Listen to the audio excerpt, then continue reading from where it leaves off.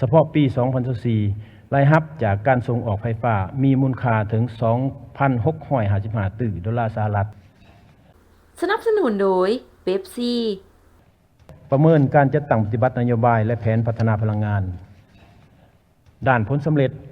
ในระยะ50 ปีภายหลังปลดปล่อยประเทศชาติแขนงพลังงานได้เติบใหญ่ขยายตัวและนำผลประโยชน์มาสู่ประเทศชาติและประชาชนทั้งทางกงและทางอ้อมหลายสมควรในนี้อันผลเด่นแม่นสามารถนำใส่ทาแห้งจากแหล่งน้ำที่มีเพื่อสร้างแหล่งผลิตไฟฟ้าได้ถึง109แห่งรวมกำลังติดตั้งทั้งหมดแม่น 12,235 เมกะวัตต์ในนั้นสมใส่ภายใน 4,600 เมกะวัตต์สมเทียบใส่ปี 1975 ประเทศเฮามีแหล่งผลิตไฟฟ้าทั้งหมดเพียงแต่4แห่งรวมกำลังติดตั้ง33เมกะวัตต์และสนองไฟฟ้าสมใส่ในครัวเรือนได้เพียง 3% ในปี 2025ถึงว่าประชาชนจะตั้งถิ่นฐานกระจายทั่วประเทศแต่ก็สามารถเข้าถึงไฟฟ้าได้หลายกว่า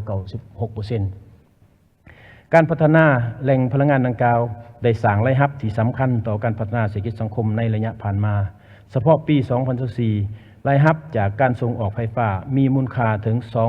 2,655 ดอลลาร์สหรัฐเพิ่มขึ้น 12% จากปี 2013 และคิดเป็น 8.8% ของ GDP การลงทุนพัฒนาแหล่งไฟฟ้าต่างๆได้นำเอาผลประโยชน์ปินอ้อมมาสู่ประเทศเฮาหลายด้านเป็นต้นการพัฒนาทรัพยากรมนุษย์โครงสร้างพื้นฐานระบบสายส่งน้ำสะอาดโรงเรียนสุขศาลา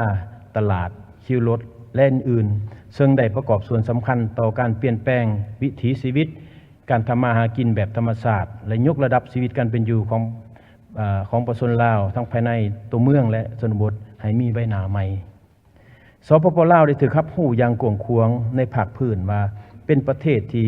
ผลิตพลังงานสะอาดและสามารถดึงดูดเอาการลงทุนเข้าในการพัฒนาอุตสาหกรรมและการบริการในนี้อันผลเด่นแม่นการพัฒนาเขตเศรษฐกิจพิเศษและเขตเศรษฐกิจเฉพาะที่มีนักลงทุนภายในและต่างประเทศมาตั้งโรงจักรโรงงานและสร้างเวียกเฮ็ดการทำย้อนมีพลังงานเพื่อเฮ็ดการผลิตส่งออกถึงแม้นว่าพลังงานเริ่ม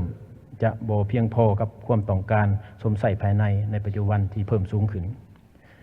การพัฒนาแขนงพลังงานไฟฟ้าในระยะผ่านมาได้สร้างโอกาสจุดแข็งและข้อได้เปรียบให้แก่ประเทศเฮาในการพัฒนาประเทศตามทิศสีเขียวและยืนยงสามารถสร้างเศรษฐกิจปล่อยมลพิษต่ำหรือว่า low carbon economy ในอนาคตประเทศเฮายังสามารถบริหารจัดการและนำใส่ทรัพยากรน้ำจากอ่างเก็บน้ำและการปล่อยน้ำเพื่อพัฒนากสิกรรมและการท่องเที่ยวแบบยืนยงสามารถใส่เขตป่าสงวนยอดน้ำเพื่อสร้างรายรับจากการค้าทรัพย์สินทางคาร์บอนหรือว่าคาร์บอนเครดิตเทรดดิ้งและการท่องเที่ยวธรรมชาติสรุปแล้ว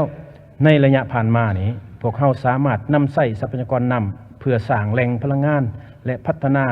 แขนงพลังงานไฟฟ้าให้เติบใหญ่ขยายตัวและประกอบส่วนพัฒนาเศรษฐกิจสังคมในหลายด้านแต่ปัญหาที่สร้างขึ้นก็กลายเป็นภาระอันใหญ่หลวงที่พวกเขา